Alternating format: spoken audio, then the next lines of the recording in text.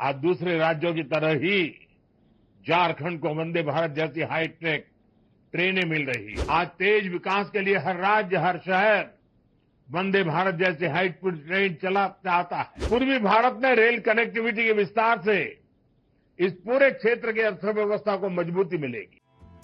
प्रधानमंत्री नरेंद्र मोदी ने कहा कि आज झारखंड को विकास का नया आशीर्वाद मिला है। 6 नई वंदे भारत ट्रेनें, 650 करोड़ से ज्यादा की रेलवे परियोजनाएं, यात्रा सुविधाओं का विस्तार और इसके साथ हजारों लोगों को पीएम आवास योजना के तहत अपना पक्का घर। मैं झारखंड की जनता को इन सभी विकास परियोजनाओं के लिए बधाई देता हूं। वहीं पीएम मोदी ने आगे क्या कुछ कहा, देखें वीडियो। देश का आदिवासी है, अब देश की प्राथमिकता देश का दलित, वंचित और पिछड़ा समाज है। अब देश की प्राथमिकता महिलाएं हैं, युवा है, किसान है। इसलिए आज दूसरे राज्यों की तरह ही झारखंड को वंदे भारत जैसी हाईटेक ट्रेनें मिल रही है, आधुनिक इंफ्रास्ट्रक्चर मिल रहा है। साथियों, आज तेज विकास के लिए हर राज्य, हर शहर वंदे भारत जैसे हाई स्पीड ट्रेन चला चाहता है। अभी कुछ ही दिन पहले मैंने उत्तर और दक्षिण के राज्यों के लिए 3 नई वंदे भारत एक्सप्रेस को हरी झंडी दिखाई थी। और आज टाटानगर से पटना, टाटानगर से उड़ीसा के ब्रह्मपुर, राउरकेला से टाटानगर होते हुए हावड़ा, भागलपुर से दुमका होते हावड़ा, देवघर से गया होते हुए वाराणसी और गया से कोडरमा, पारसनाथ, धनबाद होते हुए हावड़ा के लिए वंदे भारत एक्सप्रेस की सेवा शुरू हुई है। और अभी जब मंच पे आवास वितरण का कार्यक्रम चल रहा था, उसी समय मैंने झंडी दिखा करके इन सभी वंदे भारत ट्रेनों को विदाई भी दे दी और वो अपने गंतव्य स्थान पर चल पड़ी है। पूर्वी भारत में रेल कनेक्टिविटी के विस्तार से इस पूरे क्षेत्र की अर्थव्यवस्था को मजबूती मिलेगी। इन ट्रेनों से कारोबारियों को, छात्रों को लाभ होगा। इससे यहां आर्थिक और सांस्कृतिक गतिविधियां भी तेज होगी। आप सभी जानते हैं, आज देश और दुनिया से लाखों की संख्या में श्रद्धालु काशी आते हैं। काशी से देवघर के लिए वंदे भारत ट्रेनों की सुविधा होगी तो उनमें से बड़ी संख्या में लोग बाबा वैद्यनाथ के भी दर्शन करने जाएंगे। इससे यहां पर्यटन को बढ़ावा मिलेगा। टाटानगर तो देश का इतना बड़ा औद्योगिक केंद्र है, यातायात की अच्छी सुविधा यहां के औद्योगिक विकास को और गति देगी। पर्यटन और उद्योगों को बढ़ावा मिलने से झारखंड के युवाओं के लिए रोजगार के अवसर भी बढ़ेंगे। साथियों, तेज विकास के लिए आधुनिक रेल इंफ्रास्ट्रक्चर उतना ही जरूरी है। इसलिए आज यहां कई नए प्रोजेक्ट भी शुरू किए गए हैं। मधुपुर बाईपास लाइन की आधारशिला रखी गई है। इसके तैयार होने के बाद हावड़ा दिल्ली मुख्य लाइन पर ट्रेनों को रोकने की जरूरत नहीं होगी। बाईपास लाइन शुरू होने से गिरिडीह और जसीडीह के बीच यात्रा की भी काफी समय कम हो जाएगा। आज हजारीबाग टाउन कोचिंग डिपो की भी आधारशिला रखी गई है। इससे कई नई ट्रेनें सेवाओं का शुरू करने में सुविधा होगी।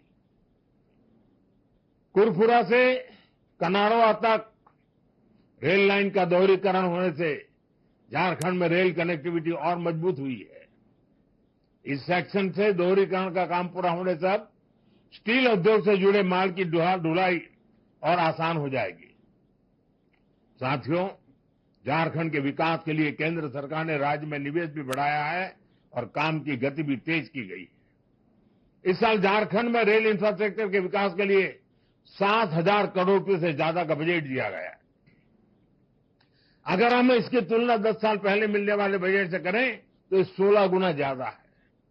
रेल बजट बढ़ने का असर आप लोग देख रहे हैं। आज राज्य में नई रेल लाइन्स बिछाने, उनके दोहरीकरण करने और स्टेशनों पर आधुनिक सुविधाएं बढ़ाने का काम तेजी से हो रहा है। आज झारखंड भी उन राज्यों में शामिल हो गया है जहां रेलवे नेटवर्क का 100% इलेक्ट्रिफिकेशन हो चुका है। अमृत भारत स्टेशन योजना के तहत झारखंड के 50 से अधिक रेलवे स्टेशनों का भी कायाकल्प किया जा रहा है। साथियों, आज यहां झारखंड के हजारों लाभार्थियों का पक्का घर बनाने के लिए पहली किस्त जारी की गई है। पीएम आवास योजना के तहत हजारों लोगों को पक्का घर भी बनाकर दिया गया है। घर के साथ साथ उन्हें शौचालय, पानी, बिजली, गैस कनेक्शन की सुविधा भी दी गई। हमें याद रखना है, जब एक परिवार को अपना घर मिलता है तो उसका आत्मसम्मान बढ़ जाता है। वो अपना वर्तमान सुधारने के साथ ही बेहतर भविष्य के बारे में सोचने लगता है। उसे लगता है कि कुछ भी संकट हो तो भी उसके पास एक अपना घर तो रहेगा ही। और इसे झारखंड के लोगों को सिर्फ पक्के घर ही नहीं मिल रहे, पीएम आवास योजना से गांवों को और शहरों में बड़ी संख्या में रोजगार के अवसर भी तैयार हो रहे। साथियों, 2014 के बाद से देश के गरीब, दलित, वंचित और आदिवासी परिवारों को सशक्त बनाने के लिए कई बड़े कदम उठाए गए। झारखंड समेत देश भर के आदिवासी भाई बहनों के लिए पीएम जनमन योजना चलाई जा रही है। इस योजना के माध्यम से जनजातियों तक पहुंचने की कोशिश हो रही है जो बहुत पीछे हैं।